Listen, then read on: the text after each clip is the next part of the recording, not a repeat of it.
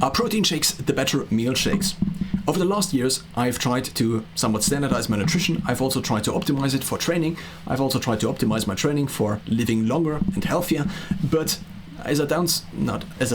downstream from basically this goal, I also try to optimize my nutrition and also optimize my nutrition for time, because what is more time worth if I cannot use it, because I constantly have to cook and buy groceries and then cook again and meal prep, and then I have to eat them also, and so on and so forth.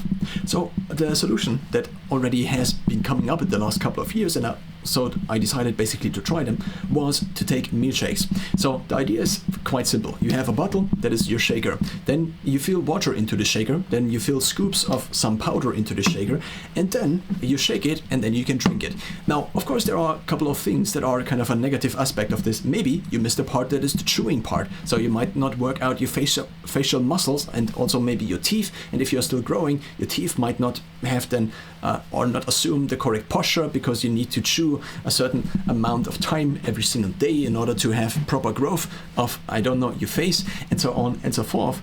But apart from this, the idea that you have food powder, which you can mix with any water, with any tap water, and basically also on the road, and then have your kind of approximating optimal nutrition, is kind of very seducing, I would say. And so I try to I try to approach it from different angles in the last couple of years. First of all, I have been meal prepping for many years, so I had these boxes in which I then just whenever I cooked, I made kind of but I just made a lot more, and then I filled it into these boxes and I put them into the freezer. Now, the accessibility to a freezer is also dependent on where you exactly live, whether you live with other people, and so a freezer might be easier, but it also might be harder to obtain, basically, because you might have to convince other people, whereas if you live alone in a big home, you might just buy a freezer. It also obviously is dependent on your financial on how much money you have available for such purchases, and it also depends on how frequent you plan to move in the next couple of years. So this is meal prepping. I had some success with it, I would say, and so I prep these meals. So in terms of meal prepping, what seems to be the best solution is to prep meals, to freeze them, and then to have a microwave where you can unfreeze them, or use time locking or time unfreezing. So you put them out of the freezer the night before, then you have to also know how cold they were, or you have to test this, and this also changes based on the outdoor temperature, or where this box then is exposed to, the outdoor temperature it is exposed to, and then it takes a certain amount of time, which then means you still are probably eating the food either cold or at room temperature. But it, at least in my eyes, or I at least did this for a couple of months until I switched over basically to working more from home again. So it changed also slightly. Now, this is meal prepping. Then for multiple years I tried to adhere to basically the standard of not having to rely on anything that would be a supplement apart from supplements themselves. So I would try to basically have nutrition from main ingredients that were still considered food, but not supplements. So I would not make food powder or protein powder part of my normal nutrition, but I would try to have tomatoes or eggs or potatoes or something like this in my nutrition that would provide basically all the different macro and micronutrients, and also minerals and vitamins and so on. But these are all micronutrients. And I changed this view because I just wanted to simplify it. And so I bought vegan protein powder, because I also was a vegetarian back then, and I just did not find a good solution for having lots of protein that didn't come with carbs, because I also multiple years ago already tried to go down with the carbs in order to see what the effect on mental performance would be, and it actually had somewhat of a decent effect, I would say, especially when fasting. But the main problem with fasting, I eventually would discover, is that it doesn't work very well very long. So I tried fasting for a couple of hours a day. So first I skipped breakfast, then I would also try to skip lunch basically, and only eat once in a given day. But then I kind of backfilled from the dinner again, and I had a late lunch. But yeah, well, these are kind of different iterations of all trying basically to approach the optimal diet that also kind of fits into me ideally working as many hours in a day as I can, with working also being other things like working out and so on and so forth. So basically just using my time somewhat efficiently, as everybody, I assume, tries to do. So I bought protein powder, and I basically from protein powder tried to make this standard meal, which was protein powder with vegetables and other things. I also tried Huel at this point in time already. Huel was kind of the most known or the best known food powder company, which at this point in time already made food powder. But I tried it and I just could not really find something, I could not really find it fitting. It also cost about twice as much as protein powder of the same weight. So if I would get a bag of Huel for maybe 31 euros, I would get a bag, and this bag of Huel would have 1.35 kilograms. I would get a bag of bulk, and this is now a certain company, but I would get a bag of 2.5 kilograms of protein powder, of vegan protein powder, for maybe 35 euros, for example, or 38 euros, which is not twice the price, but it's almost twice basically the weight.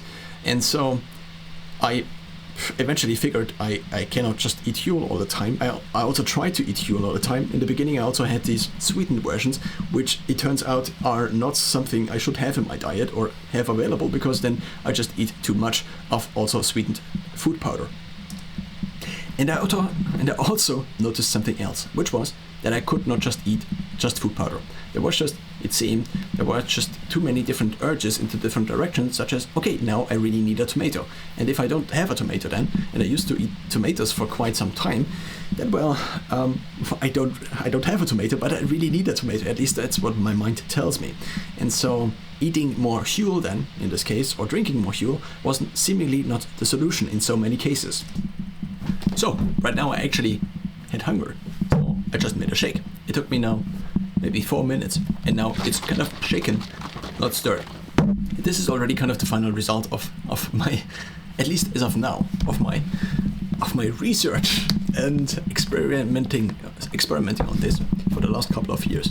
I now can just drink. And the hunger that I have is not exactly... So there are different things I think that are happening with food. We also have a culture around food, or many cultures have a culture around food, and about eating, and about bonding with family, with friends, around eating. But then there is also this big thing, which is giving your body at the right time the right nutrients. So maybe, if you think maybe very abstractly about eating or about food intake, maybe also including water intake, then at any given point in time your body exists, it needs a certain amount of nutrients. Now, because it is maybe not ideal to eat these nutrients marginally as time goes on, so not eat every second another vitamin A percentage of your daily intake, and maybe together with 1 gram of additional protein and so on, we batch these things together into meals. So therefore every meal should at a certain point in time, or every meal should ideally be pointing kind of towards, with its vector, with its macro and micronutrient vector, be pointing towards the ideal nutrition at this point in time. So if I did resistance training, for example, yesterday, then I might still have an increased protein need, and this increased protein need ideally is fulfilled by the nutrition I have today. Now this is the one function of food. The other function of food, or the multiple different functions of food, might be that I just need a break, for example, that I now want to go outside because I don't want to do this anymore. It's not that I need a break, it's just that I don't want to do what I am currently doing. Now there might be different functions of this, and they all come together in eating food.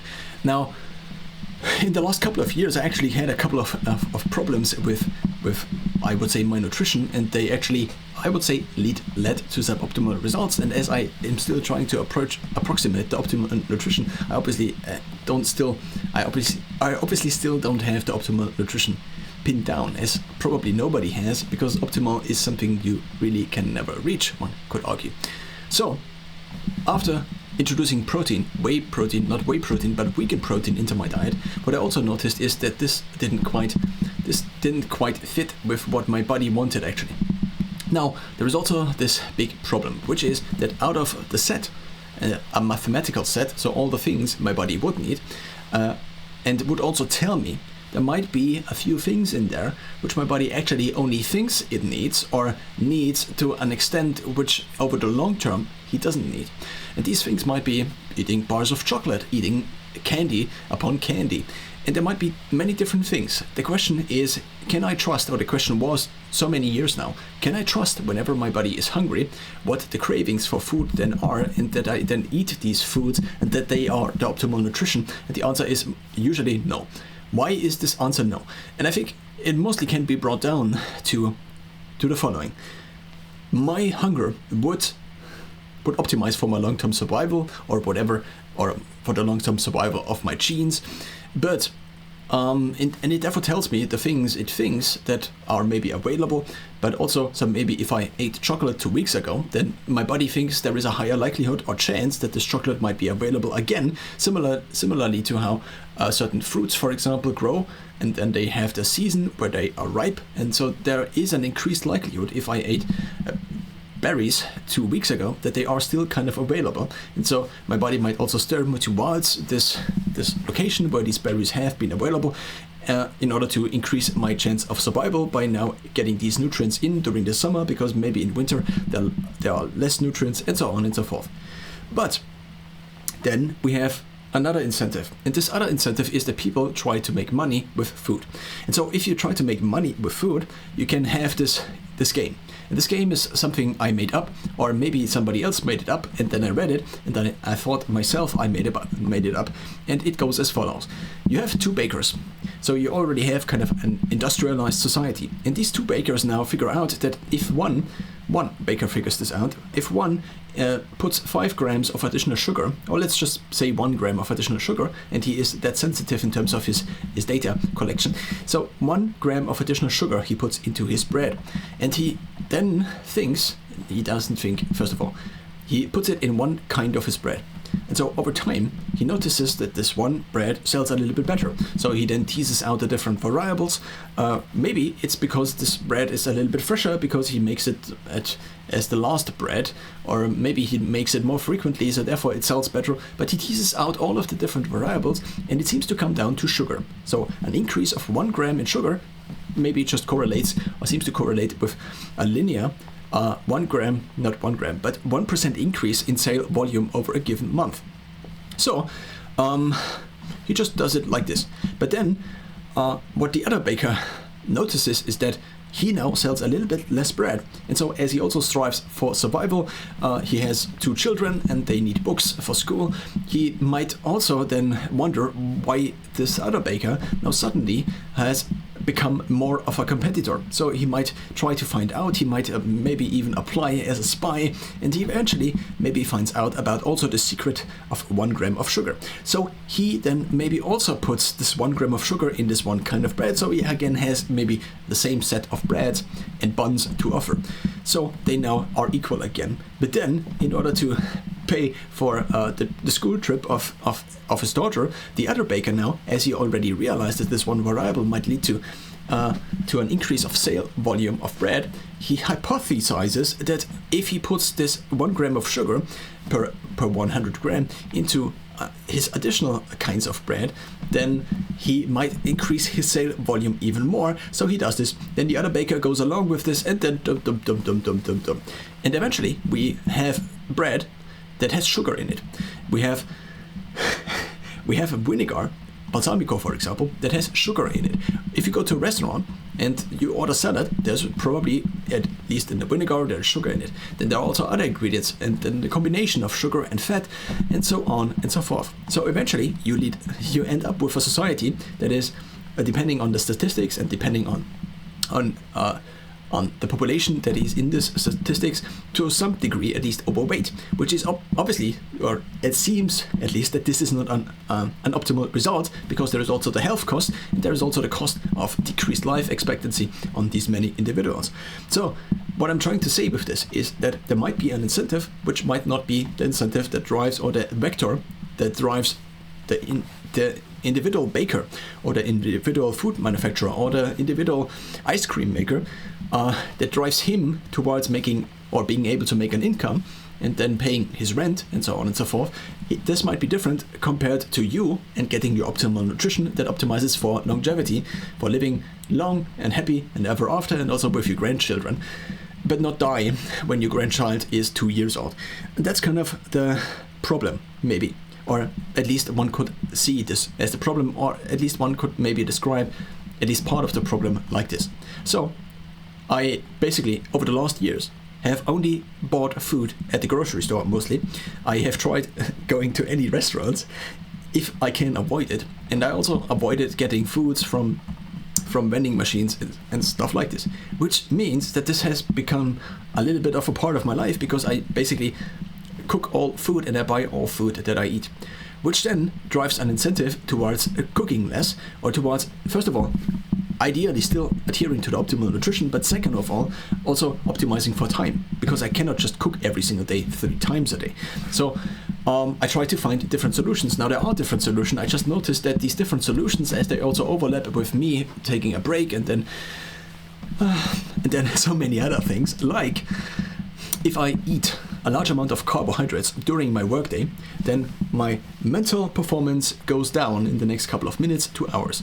Now, this depends on the type of carbohydrate. This is not to be generalized. This seems to also happen only with some. There might be some things like drinking vinegar, or eating vinegar, or having vinegar in your food, or apple cider vinegar, or lemon juice, or cinnamon, that actually decrease the blood sugar spike that seems to be, to a certain extent, responsible for basically my mental performance declining, because the blood sugar seems to climb and then goes down again, and as it goes down again, I find myself in a mental state that is, at least in my eyes, at least from the rational side of me, to be somewhat avoided, because I make less use of a given day. And since there are so many things in a given day you have to do anyway, and you have to try to make a living out of something, and so on and so forth, ideally I don't spend a certain portion of my life, or I ideally minimize the portion of my life which I spend in carb nirvana, which is a mental space where I don't want to do anything, mostly based, I think, on carbs. So, also trying to cut out this, and so on and so forth, I have now come up with the following concept. First of all, I tried to, and this has now been a project which has been the latest iteration of trying to optimize my nutrition as of the last months.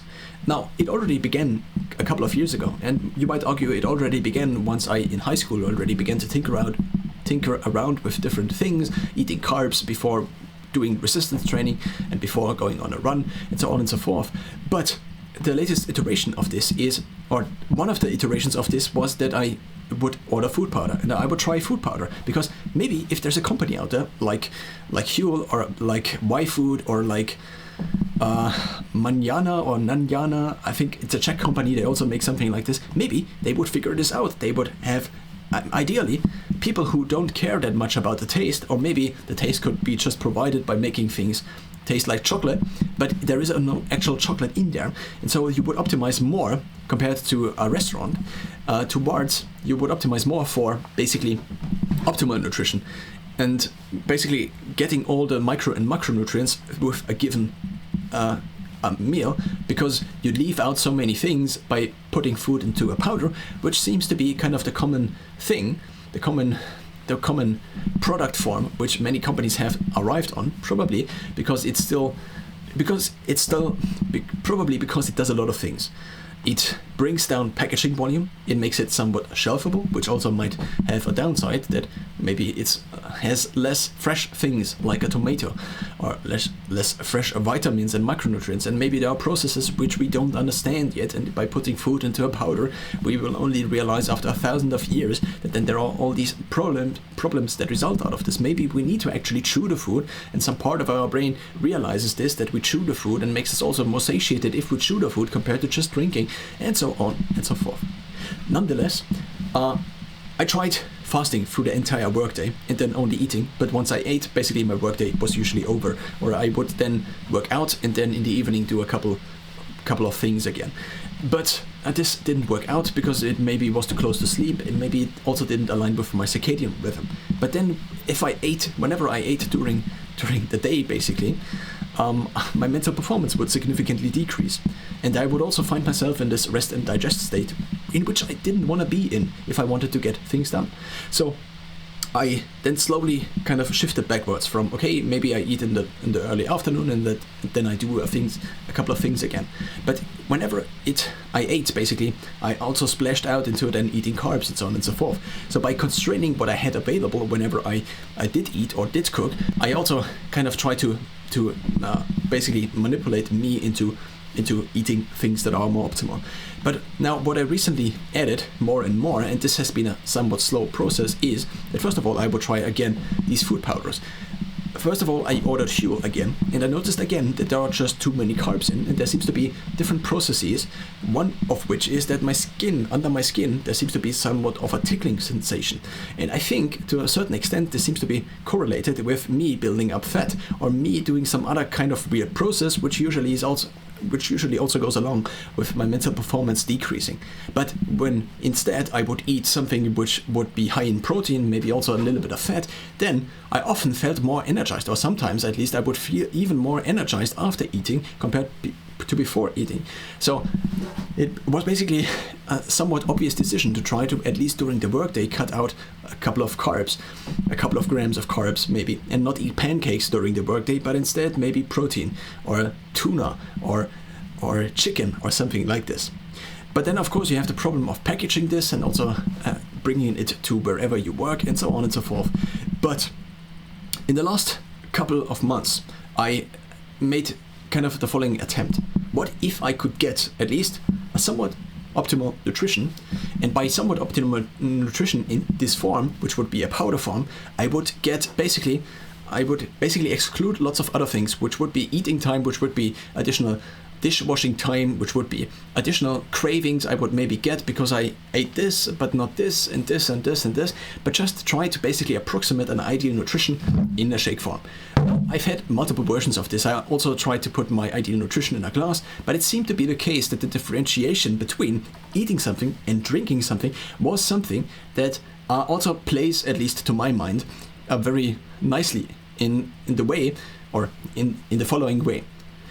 If I eat, then my body also expects that this tastes good and so on and so forth. Whereas if I drink, and there also seems to be the effect that the more the percentage of water is, so the more liquid the thing is that you actually drink, the less the taste is actually, because the taste seems to be the molecules, or seems to be to me. I think, so this is what I heard at least, that at least smell, and to a certain extent probably also taste, is somewhat influenced by the molecules, basically by the molecule density. So if you taste something of something, or you smell something of something, then the higher the density of these molecules in the air or in the food you eat, the more the taste actually, then the more you are able to taste or smell it. So if you increase basically the water in a given shaker, so if I fill the shaker with 5 scoops of a protein powder, then I taste the protein powder very much. But if I have maybe this much water and only this much protein powder, then I can drink it. So it becomes something that is, first of all, closer kind of to real food. Think of a tomato mostly out of water, made mostly out of water. But also the taste of protein powder, for example, decreases, or the taste, or it's not that your sensitivity of the taste decreases, but there is actually just less protein powder per unit of drank volume. So this seems to be also a trick I have at least discovered in now using. Now,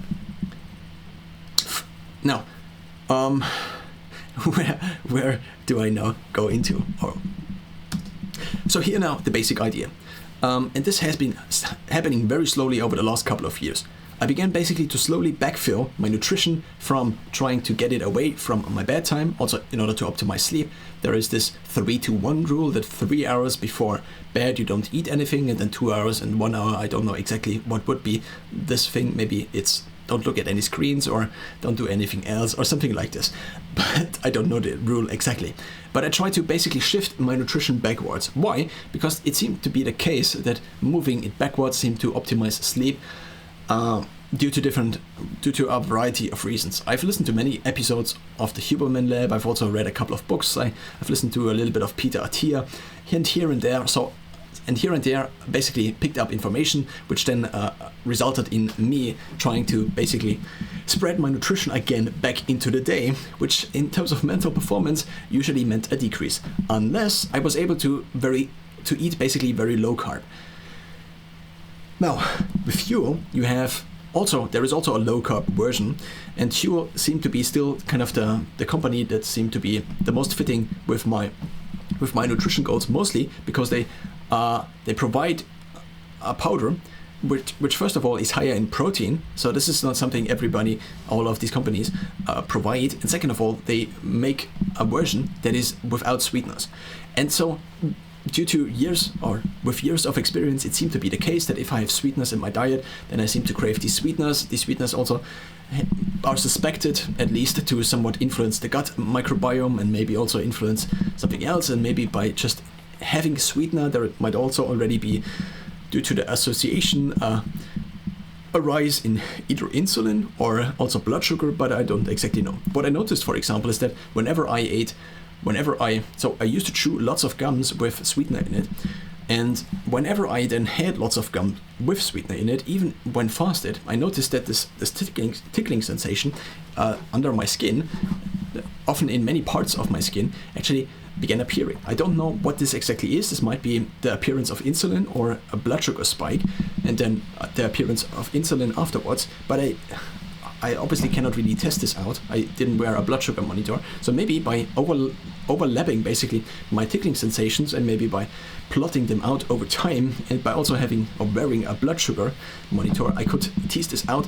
But it seems to be the case whenever I seem to build up fat, that this tickling sensation appears. And whenever I am very deep into a fast, or I have worked out, or it is quite cold, or a combination thereof, that I also have this tickling sensation also in the areas in which it would make sense that I would actually lose fat. So maybe the tickling sensation is kind of the indication that I actually am building up fat or losing fat. At least that's the current theory that seems to be the best candidate for explaining this phenomenon which I have after eating food or abstaining from food for a long period of time. So now, I've tried to fuel again, but the problem seems to be that the carbs decrease my mental performance up to the point where it doesn't not make sense that I eat this during the day. Then there is also this idea about spreading the protein throughout the day, and there is also the lack of basically protein stores apart from the muscle. So carbohydrates can be stored in the liver, but also in the muscles. Fat can be stored as fat in body fat basically, but this is not something the one usually wants, at least, if not significantly under fat, one could say.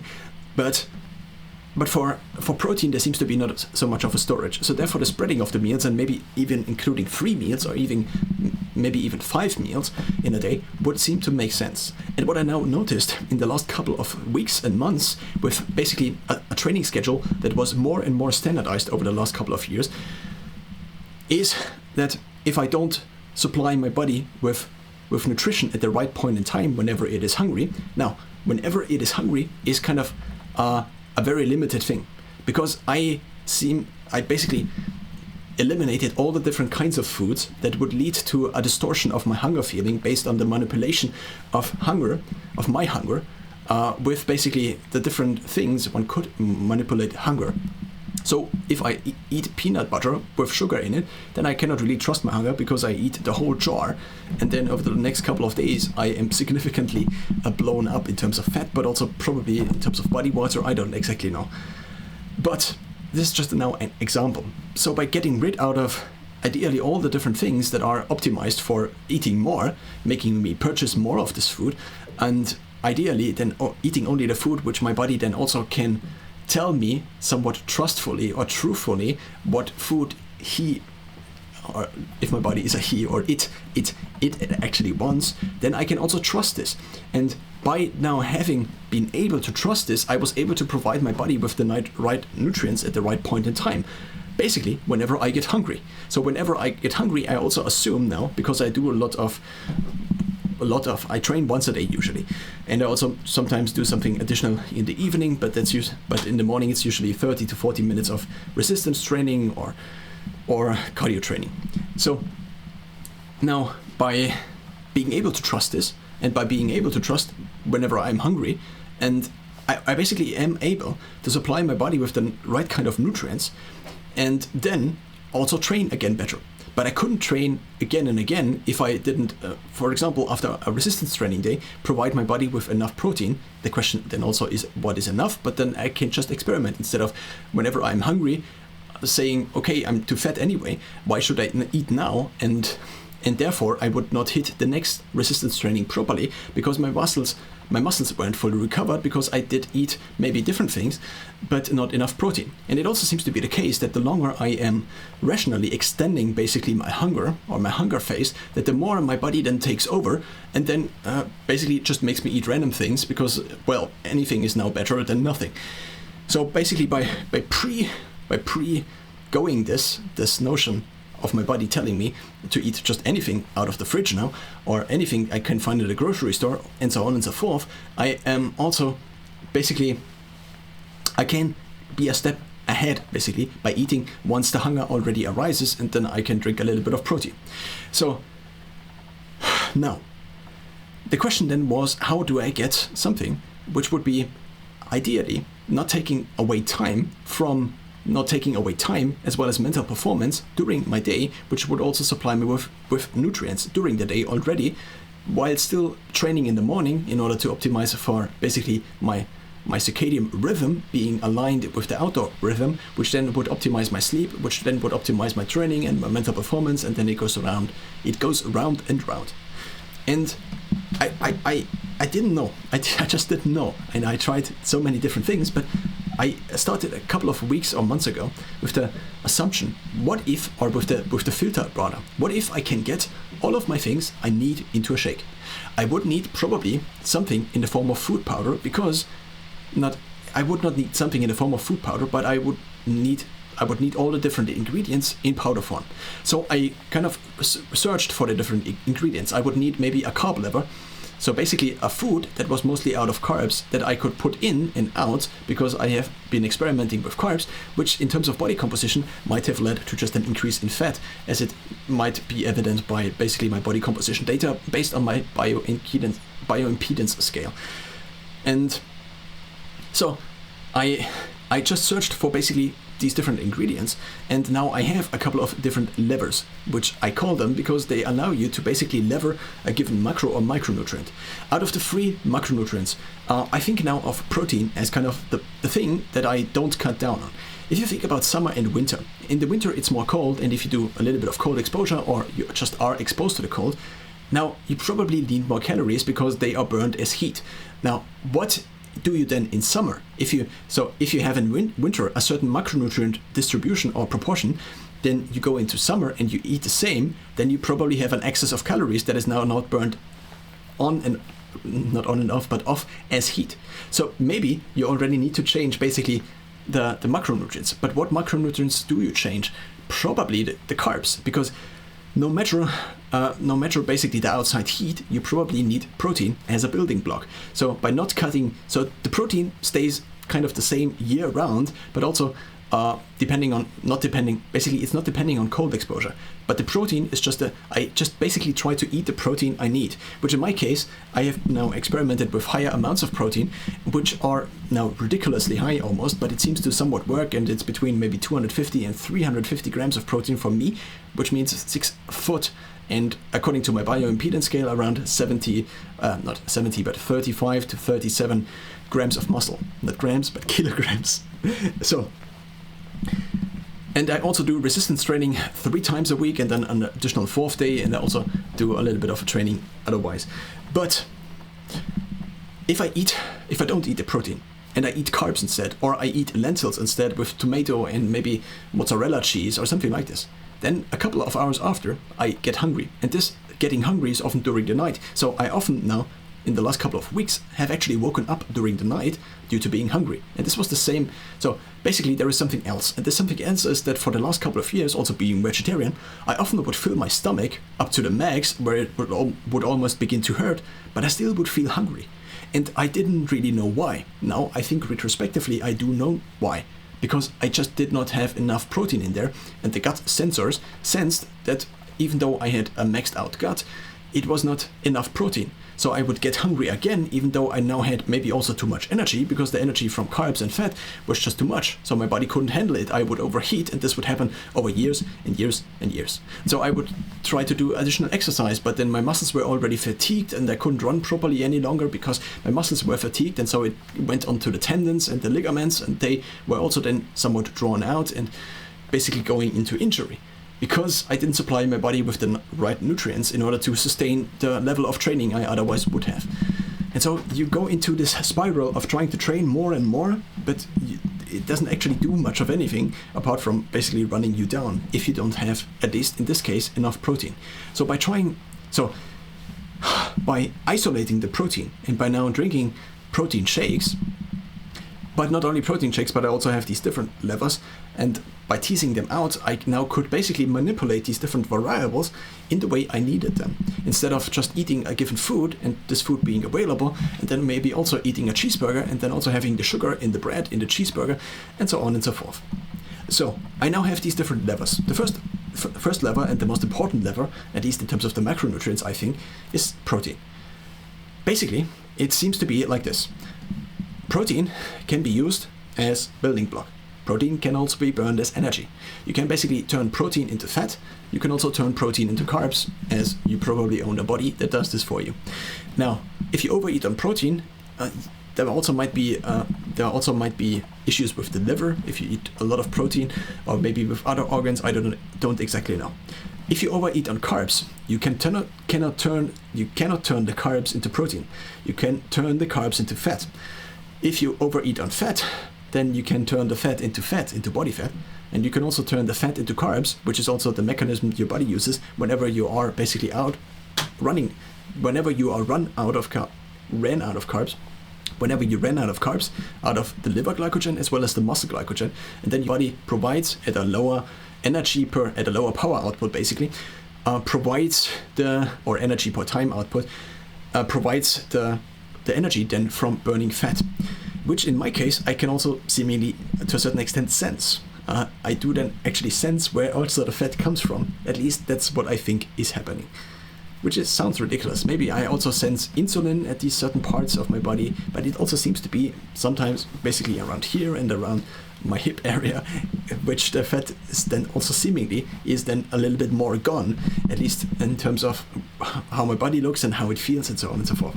Weird, ridiculous. The first lever, now protein. I try to prioritize protein. That's kind of now a very big thing. Now, I also try to maybe increase the fat, and I actually made a video a couple of months ago where I had multiple bottles of fat, so sunflower oil, then olive oil, and I was like, oh yeah, maybe the big mistake is that I did not increase my fat intake with going keto as much as I should. But I think I did turn out to be quite wrong. I just didn't have enough protein.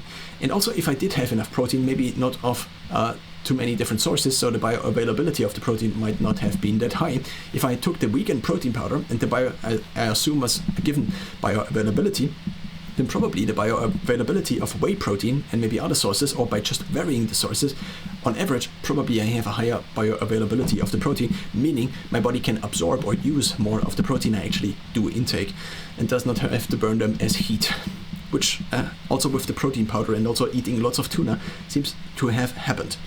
So now I have kind of 4 different protein powders. I have whey protein powder. No, I actually have 3 at this point in time.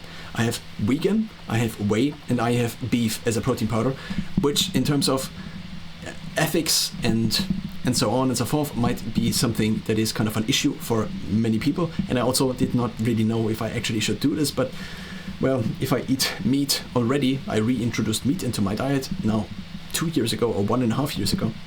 And so yeah, well, I don't really have a good argument for or against this. I just now have it, and I just wanted to include it here.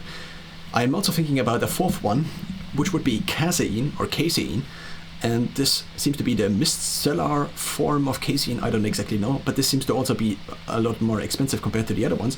So 2.5 kilograms of whey protein powder I can get for around 40, 42, 44 euros.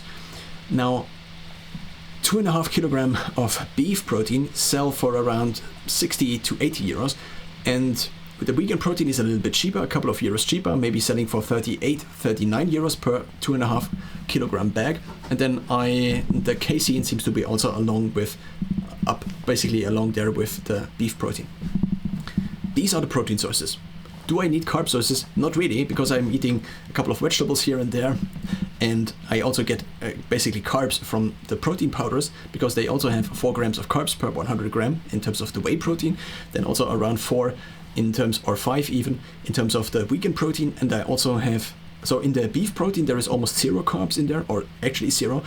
And then maybe in the casein, there is also a little bit of protein. In terms of fat, the whey protein powder actually has 7 grams of fat per 100 gram. And the vegan also has, I think, 3 or 4 grams of fat. So there is a little bit of fat coming from this also. But what I also do is I take supplements, and for this line of thought, now mostly relevant, is that I take omega-3 fatty acids every day, and they already amount to around 100 kilocalories of fat.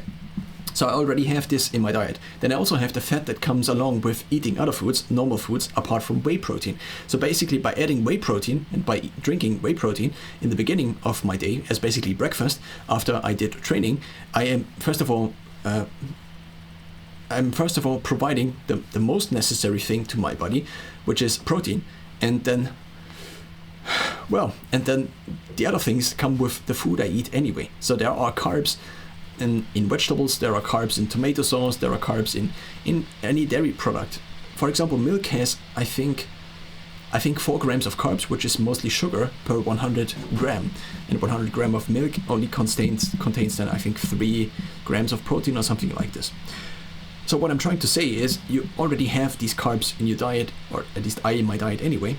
And the fats, of course there are essential fats also, but you probably get them anyway already. And I also do eat the omega-3 fatty acids, and maybe I am in lack of some fat, but I also have fat in chicken, for example. I also have a little bit of fat in other things as well. So I think I do not need to pay that much attention to having adequate fat intake. Maybe I should, maybe I am leaving something out, but adding sunflower oil to basically something probably does not really improve my diet, but probably overall makes it worse in terms of optimizing for longevity. So I now have these protein levers. What I then additionally have is the micronutrient lever. The big one is that I take a multivitamin. I also take turmeric in a capsule, which is just something additional, and I also take creatine, which one could see, I don't know, as what, probably just as a supplement. Now, in terms of the meals, it seems to be the case that my body at least once or twice a day wants real food.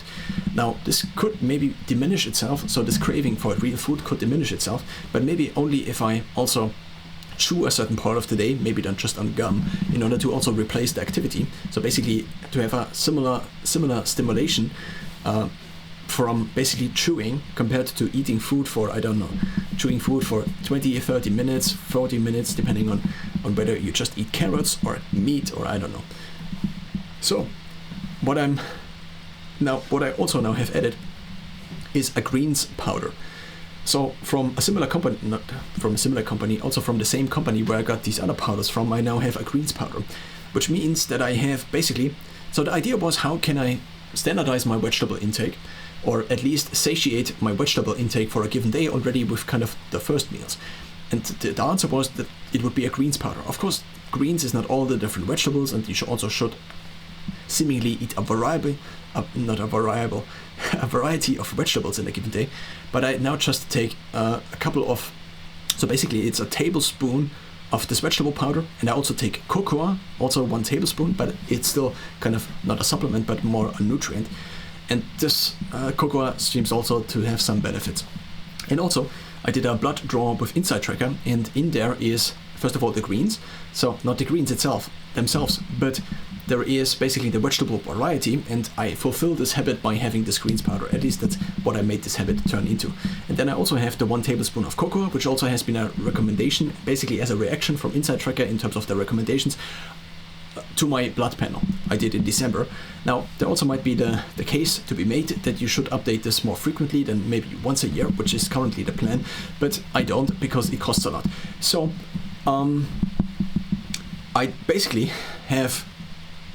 I also have reintroduced dairy into my diet, and so I for many months did as my breakfast basically. After I did train in the morning, I did 500 grams of curd mixed with some milk and some water.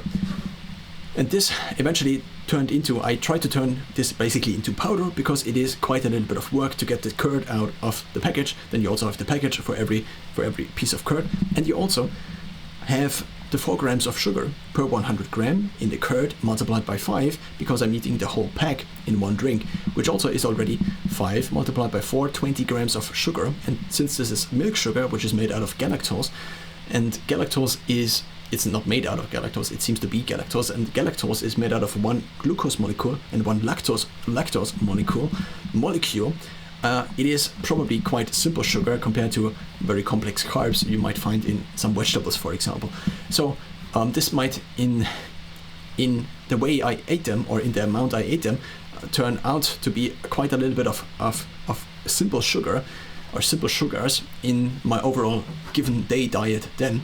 So by switching over to protein powder, I'm basically cutting the amount of sugars that is in the protein, or that comes from the protein, or that comes along with the protein. So if I take 2.5 scoops of this whey protein I'm currently taking, then I have also 4 grams of sugar per 100 gram. But since I now basically don't need a full 100 gram, but only like 57.5 grams in order to have, no, I need 3 scoops. Now I need 2.5 scoops, so this would be 75 grams of protein powder, and 100 grams of protein powder would contain 4 grams of carbs, so I have 3 grams of carbs in the 75 grams of protein powder compared, and this is now for 57.5 grams of protein, which would be along with the curd, which has around 60 grams of protein. So for the same protein amount, I now reduced my carb intake by 400%, or I cut it into 1/5 basically, which in terms of then optimizing again for mental performance seems to be beneficial, and it also seems to induce less of body heating, which is then often apparent, at least in me, with increased warmth in my hands as well as my feet, which is often uncomfortable, especially if you're then also in shoes, or if you basically if it's then also outside too hot, or my body seems to just overheat in reaction to high sugar amounts or high simple sugar amounts, which might also be due to overconsumption of food in general. I don't know exactly, or of calories in general, more basically than I would need at a given point in time. But different things I think lead into this. So now I additionally, so basically I have in one shake. This is one of these shakes, but the first shake in the morning is a little bit different. So I now put apple cider vinegar in there, and I also recently added lemon juice because I heard Jessie Inchauspé, I think is her name. She is a French scientist, and she made a capsule which is called Anti-Spike, and she appeared on some podcast which I listened to, on Thomas de Lauer, for example. And she made a capsule with cinnamon, something else, then lemon, and I think vinegar or something like this. But she also mentioned these different components. And so, I heard about these components possibly reducing blood sugar, or basically the amount of basically decreasing the blood sugar that would, or delay the blood sugar response or something like this. I don't know what the exact wording would be that would be scientifically accurate. But what I now again did also in the last couple of weeks and months is I reintroduced lots of vinegar into my diet. I already had it in my diet, but I just didn't really pay attention to it any longer because I just wanted to simplify. And so I now, for basically salads and also with curd, I often eat just normal vinegar.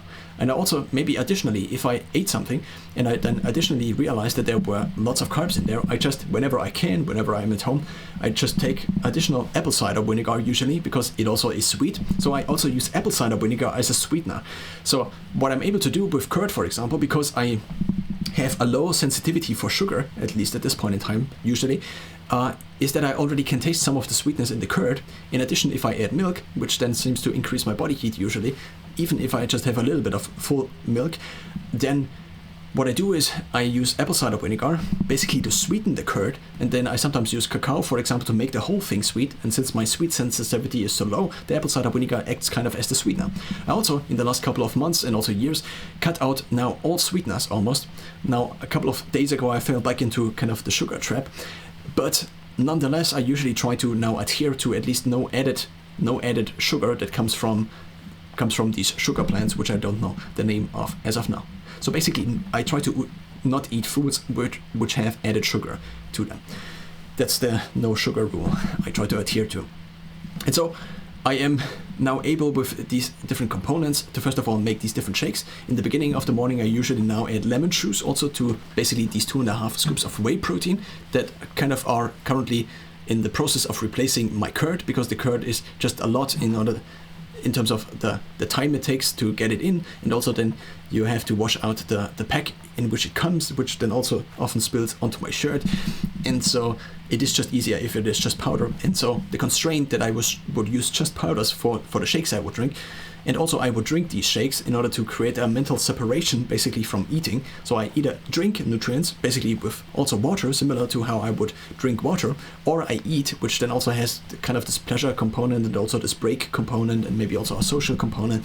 Of course it depends in which circumstance you then eat, but with these methods I basically was able to now have my nutrient intake throughout the day without impacting my mental performance by eating that much. What it also allowed me is to just eat more frequently, which then basically decreases the negative impact of a given meal on my mental performance and also on the rest of the day, also in terms of time. So there is not that much time lost, and so I can get back to work faster. I don't have to then wash the dishes because I just take the shaker, I shake the thing and then drink it and then put it back into the fridge if I'm at home. Or I just have it then in my rucksack, or I rinse it out 3 times and then drink the rest, which then also makes it somewhat clean if I'm not at home and I drink this.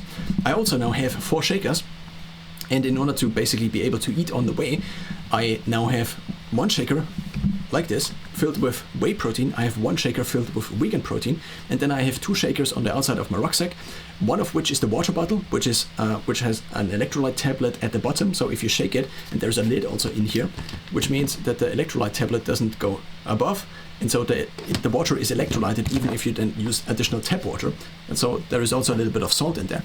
And then I have the food shaker, and the food shaker is actually this one. It is just that I have a 5th shaker, which is kind of not very waterproof, and so I'm currently using this kind of, even though this should be in my rucksack. Now the food shaker, I then also have water in, and then I just open it up, and because these shakers are also, so if this would be a powder shaker, then I would have the powder shaker, and then I could have the powder shaker. I would demonstrate this, and basically have the powder shaker like this, and filling basically the food powder then into an already filled with water other shaker, which then allows me to just fill in as much as I would like, shake it, and then rinse it, and then drink it and rinse it out again, and basically I can also then refill the bottle with water, which also allows me to, it allows me to then eat also with just drinking, which is also kind of a nice thing. And there have been many instances now where I traveled, for example, and I was quite hungry, and the food options available would have been not that good, and so I just had my system here, and it of course takes a little bit of time. You need to sit down on a bench, and then you sit there with your shakers, and you also then need additional water, and maybe you don't have additional water with you because you don't carry around 3 liters or 5 liters every single day or something like this. In terms of the different food levers, I am now also experimenting with starch, because it seems to be a more complex carbohydrate. I previously had wheat, not wheat, but flour. Additional levers. I now recently got a psyllium supplement, which is basically also a powder, and this is to increase the fiber content of my diet. The idea is that if I take this assumption that I can have all of my foods in powder form, in a shake form, of course I am still eating normally once or twice a day at this point in time, but the idea is, what if I could already kind of fulfill my nutrient needs, also including the fiber. So what I did for the first time as of today is that I took half a scoop of psyllium.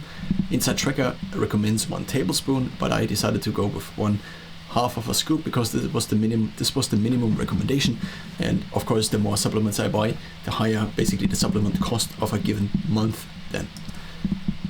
What this now, for example, allowed me to do is the last couple of days I woke up, I think 1 or 2 times during the night, having very intense hunger. Now this might be the result of maybe having too many carbs in the evening, therefore having basically a couple of hours after I had a spike in blood sugar, basically having a blood sugar trough, but I don't know exactly where this came from. what now I could do is I could take the powder, the protein powder, that had the highest.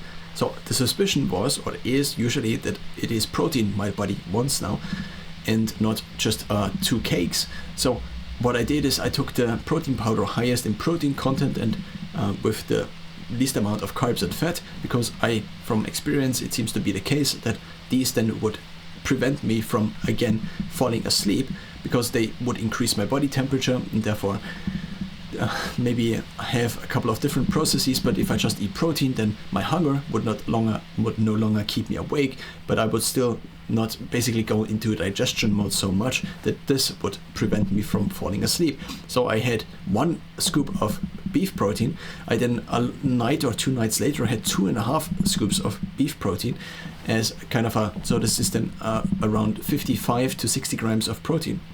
But this seemed to have increased my body temperature ever so slightly, such that I then could not fall asleep any longer. And I still also was kind of hungry, so maybe it was something else where I didn't fall asleep. But this is now what this allowed me to do. I also got different kinds of straws now, because otherwise my already brushed teeth would basically be messy again or dirty again if I drink something like this. But if I began during the night to eat, then I would be awake such a long time that I basically, just by being awake and maybe also turning on some lights, I would also add an additional variable that in this form would also prevent me from sleeping again. So the shorter basically when I awake and cannot sleep because I'm so hungry, the shorter basically I can make the awake phase, the higher the likelihood probably it is that I then fall asleep again. And so this has been now the current state of trying to optimize my nutrition for basically health, and trying to also get my nutrition into a state where it actually fulfills the need my body has. And this need is from the different kinds of needs that are on my body basically. And one of these needs is training, for example, and also optimizing for training. Whereas before I often would try to fast in order to decrease my body fat and fast for long periods of time, extend the hunger period, but then would find myself in the gym basically not being able to lift that much because, well, my muscles just didn't recover that much. This also now with the protein powders specifically has allowed me to cut down on the carbs during the day, which seems to allow me to have maybe higher cortisol levels, as Dr. Mike Israel recently said or mentioned, or what seems to be the case, that carbs seem to blunt cortisol, and maybe by higher cortisol levels, at least that's what maybe the thesis is here, I allow myself to basically be in a higher urgency mode, which allows me usually to get also more things done during the day.